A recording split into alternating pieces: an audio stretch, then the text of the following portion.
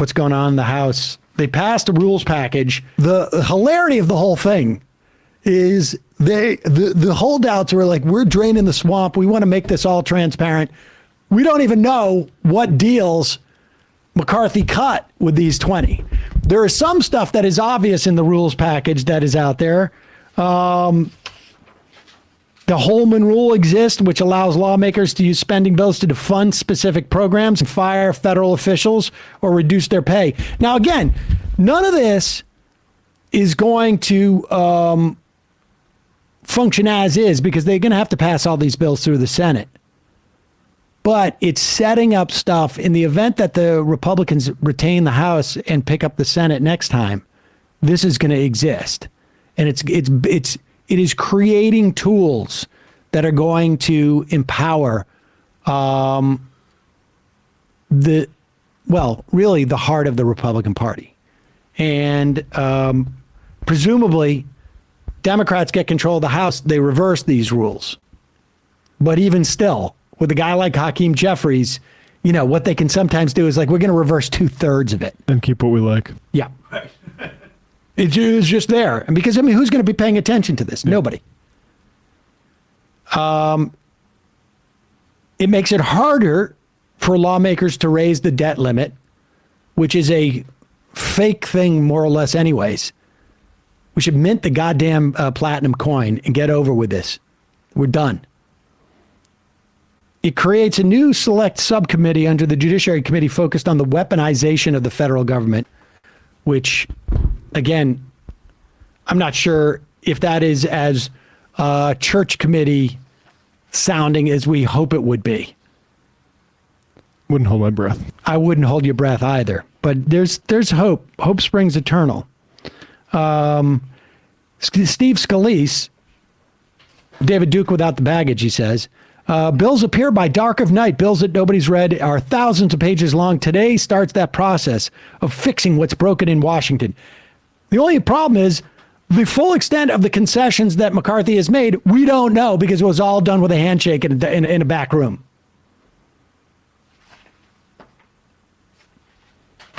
So that's all hidden.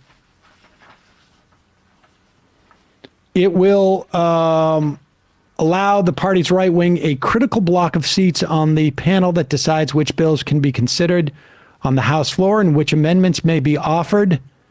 That, again, was done in a handshake deal, side deal that we don't know. We don't know anything about. Here is Ilhan Omar responding to some of this. She is she's asked by the host on MSNBC, Richard Liu, about her thoughts about being kicked off of her committee assignments, like Kevin McCarthy has been going around saying that she will be. She thinks it would be pretty ridiculous if the only person who grew up in Africa was kicked off the African subcommittee of the Foreign Relations Committee, but wouldn't put it past him. But then goes on to start talking about some of these reforms. Certainly was getting a lot of folks confronting him from both sides of the aisle during the entire process of 15 votes. One of those, hello, and maybe not hello, was with you. And there's that picture that you're so aware of at the moment. And he was talking with a lot of different representatives during those 15 votes. During this moment, what was he saying to you? Well, I have to say that photo was a whole mood. Yeah, it was.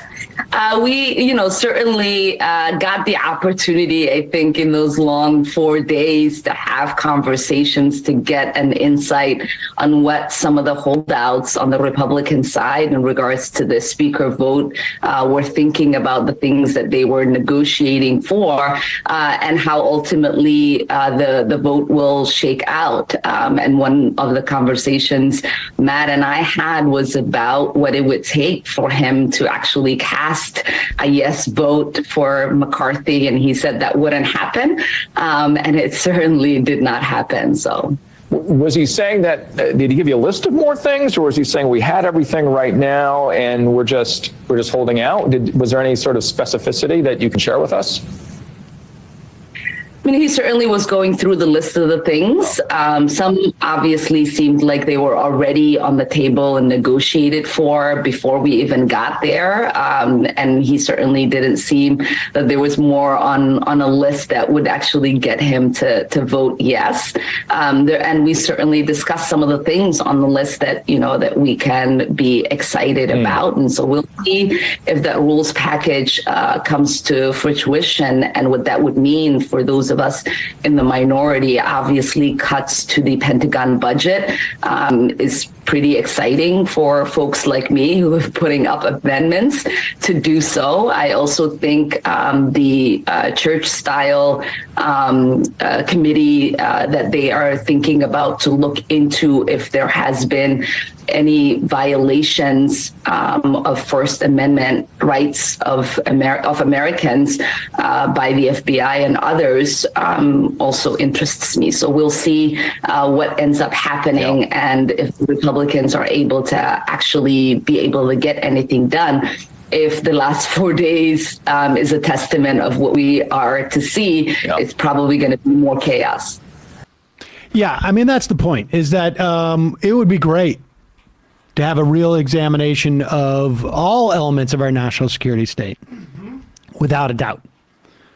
And I would love to see $75 billion, $150 billion, $250 billion cut from the defense budget. Well, I mean, I would keep going. I think we could probably do okay with $400 billion. Let's just start with halving it. And then we could start to have a negotiation from there as to where we go. I wouldn't hold your breath. Because at the end of the day, the Republican Party is still the Republican Party. The first thing that they passed, the first piece of legislation was to cut funding from the IRS. Now, we know this is simply fact. Because there was a lot of numbnuts out there sort of like talking about you don't want to give more money to the IRS because they audit poor people. Well, I don't know what they were saying. Maybe at higher rates they don't, higher rates. But they having, relatively speaking to millionaires over the past 10 years, relatively speaking, the rate of audits of people like getting their earned income tax credit has gone up relative to the rates of millionaires. Still, they're auditing millionaires more, but there has been an increase in which they're looking at low-income people. That is directly correlated with the defunding that has taken place with the IRS over the past 10 years. Directly correlated. The more money they have, the more money they can go after the big fish.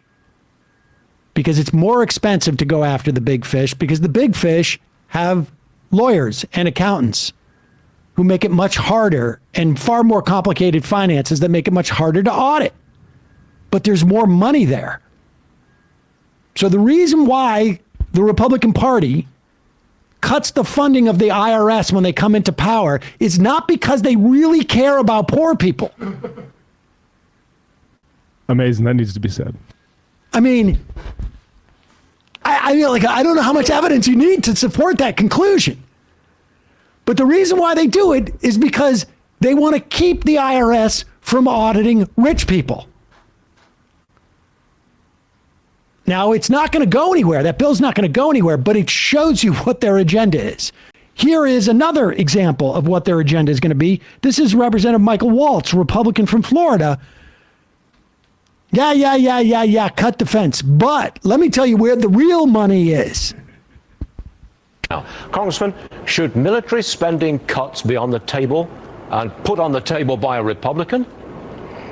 Well, look, I agree with Jim Jordan that we are going to carve out woke policies out of the military. We are going to look... Pause it for 1 second. Pause it for 1 second. Wait.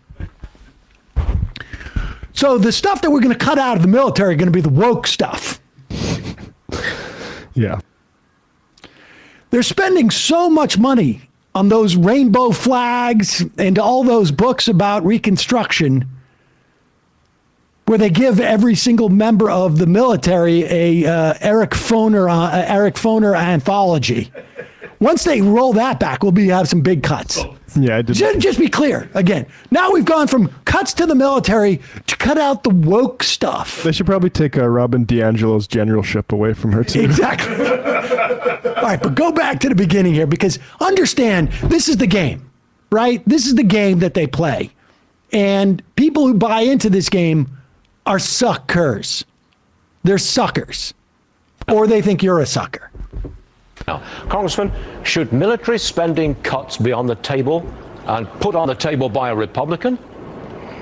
Well, look, I agree with Jim Jordan that we are going to carve out woke policies out of the military. We are going to look at the out-of-whack ratio of generals. I invite him to come on the Armed Services Committee and work with us on that. But Stu, and by the way, I'm all for a balanced budget. We've got to get spending under control, but we are not going to do it on the backs of our troops and our military when at the same time we're talking about China as the greatest threat. We're going to have a select committee on China. They're tripling their nuclear arsenal. Iran is racing towards a nuke. North Korea is about to launch an ICBM. Russia is on the march. And oh, by the way, we still have a global terrorist state now in Afghanistan, thanks to Joe Biden. So this is, I mean, we can work on prioritizing defense spending, but that's really nibbling around the margins. Okay. If we really want to talk about the debt and spending, it's the entitlements program. That's 70% of our entire budget. That 1.7 trillion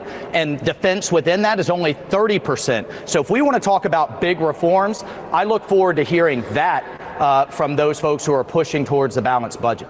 There are three things that constitute entitlements, so-called entitlements: Medicaid, Medicare, Social Security. Period. End of story. Medicare, Medicaid, Social Security. Program that keeps 2/3 of our elderly out of poverty. Program that, at least in most states in the country, Medicaid will cover people up to 133% of poverty, make sure they get to health care. Medicare, making sure that our elderly have health care and are not broke. In fact, Medicare now, as of just 2 or 3 days ago, every recipient on Medicare who requires insulin, their cost of that insulin is capped at $35 a month. And I can tell you, insulin has been far more expensive than that. I buy it for my freaking cats, and they're sadly not on Medicare. Each little tiny ball costs like $300. That's what they're coming for. And to the extent that Democrats have a tendency, in some instances, to be complicit with those calls for cutting. To the extent that it happens, it usually happened under the Obama administration in 2010.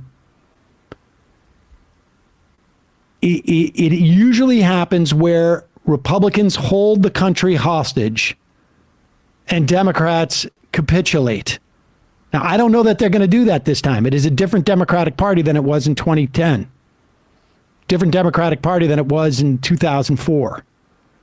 Not dramatically different, but different enough. And the Republicans are going to use the debt ceiling to try and cut Social Security and Medicare. And this is where people have to really pay attention and get on their representatives and on their senators and say, we're watching you. And you cannot give in to these type of hostage demands. They should have fixed this debt ceiling in December. I know that Joe Manchin, again, we had a Joe Manchin problem and whatnot. I didn't see Biden exert any effort on this, but maybe, he didn't do very well exerting effort on Joe Manchin for Build Back Better anyway, so who knows? But this is where, people are going to have to get involved and pay attention, because the Republicans, like always, are coming for your Social Security. They are coming for your retirement. They are coming for the health care that we give to seniors. They're coming for the health care that we give to people living within 133% of poverty and less. They're coming for Social Security disability. They're coming for it. That's where the money is. And they're coming for it. So pay attention to that. Someone just let's get that $75 billion worth of wokeness out of the military. Yeah, let's get that wokeness out.